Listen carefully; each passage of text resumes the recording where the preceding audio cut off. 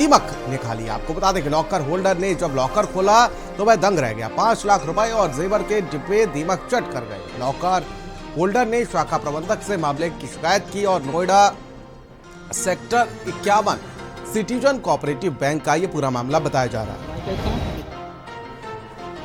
जहां पर 5 लाख रुपए और जेवर रखे गए थे और दीमक चट कर गई।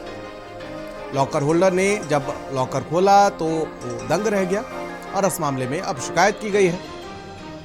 शाखा प्रबंधक से इस पूरे मामले में शिकायत की गई है।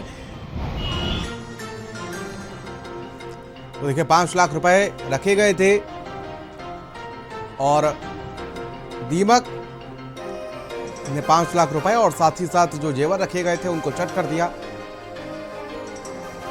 और आज जब होल्डर ने लॉकर को खोला तो वो दंग रह गया।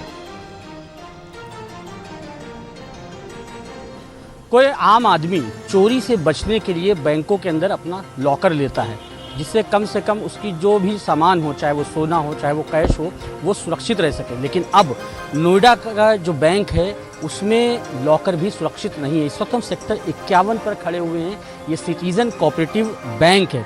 यहाँ पर इन्हीं के एक कस्टमर का लॉकर था।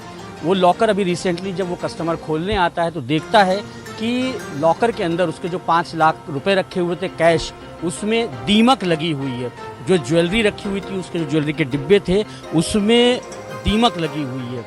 और लगातार जो यहाँ के मैनेजर हैं आलोक शर्मा जी, उनसे भी हमारी बात हुई है। उनका कहना है कि बराबर वो ऑपरेट भी करता रहता था। अब सवाल ये खड़ा हो जाता है कि ऑपरेट भी करता था, लेकिन उसके बावजूद भी अगर लॉकर के अंदर दीमक लग जाता है तो उसका जिम्मेदार कौन है? क्योंकि आरबीआई की गाइडलाइंस हैं कि सुरक्षित जगह पर ही लॉकर जो बैंक हैं वो उपलब्ध कराएंगे। और सबसे बड़ी बात कि फ्री में लॉकर नहीं मिलता है। कोई भी बैंक होगा जब वो किसी भी कस्टमर को लॉकर उपलब्ध कराता है तो उसका बाकायदा फीस लेता है।